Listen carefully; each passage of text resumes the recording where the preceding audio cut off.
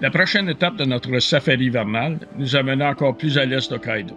D'abord dans la région de Nemuro, une petite ville de pêcheurs où nous sommes partis à la recherche d'aigles et de faune marine. Ensuite, nous avons pris la direction de l'intérieur des terres vers le complexe volcanique d'Akan, dans le but de capturer des images du deuxième oiseau sur notre liste des incontournables, le gracieux cygne chanteur. En route vers Nemuro, nous nous sommes arrêtés au cap Kiritapu. Ce cap offre de magnifiques panoramas côtiers ainsi qu'un phare. Cette halte s'est révélée fructueuse car nous avons pu observer un couple de loutres de mer s'amusant dans l'océan.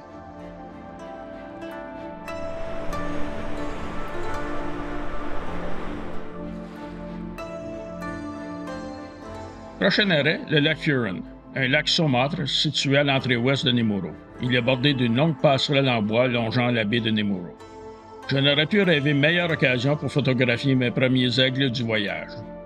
Bien que de nombreuses autres occasions se présenteraient plus tard lors de notre visite sur la péninsule de Shirotoko, cette première rencontre resterait très mémorable. J'ai réussi à capturer mon premier pigargue à queue blanche en train de manger un poisson sur la balustrade de la passerelle, ainsi qu'un pigargue de Steller perché dans un arbre au loin.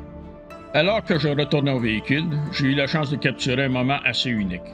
Le pigargue de Steller échappa un poisson en plein vol, suivi d'une bataille entre deux aigles se disputant le même casse-croûte.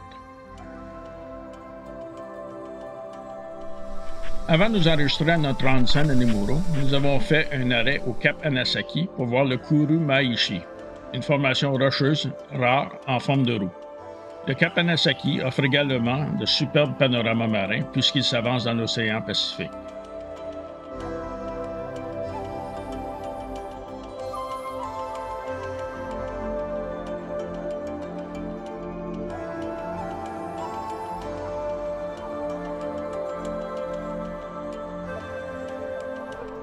Le lendemain matin, nous avons fait une croisière en bateau dans la baie d'Uchishi et le long de la côte de Hamamatsu pour observer des oiseaux et mammifères marins.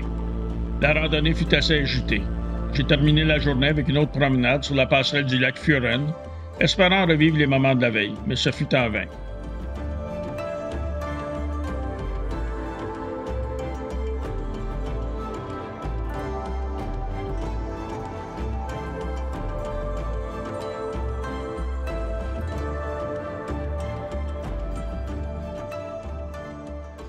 Le lendemain, nous avons quitté Nemuro et pris la direction de la région volcanique d'Akan, dans notre quête pour photographier les majestueux cygnes chanteurs.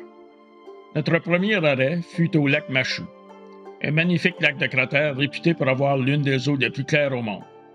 Les panoramas depuis l'observatoire sont tout simplement époustouflants. Nous avons ensuite continué vers le lac Kusharo, un autre lac de cratère où les cygnes chanteurs sont connus pour se rassembler.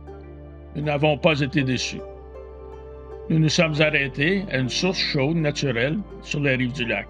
Nous avons pu observer les cygnes entourés de vapeur provenant de la source. Un peu plus loin, nous avons observé les cygnes se détendant sur la plage.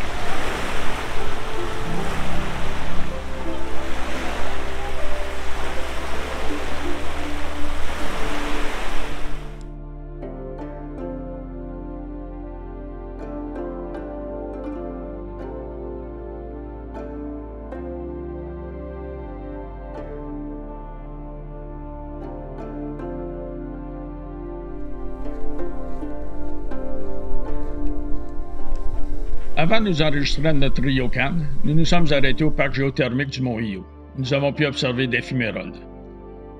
Le ryokan était censé être l'endroit où nous aurions le plus de chances d'apercevoir le grand-duc de Blakiston depuis la fenêtre d'observation à l'intérieur de l'établissement. Mais ce ne fut pas le cas. J'ai tout de même pu photographier un jet des chênes, un nouvel oiseau ajouté à ma collection.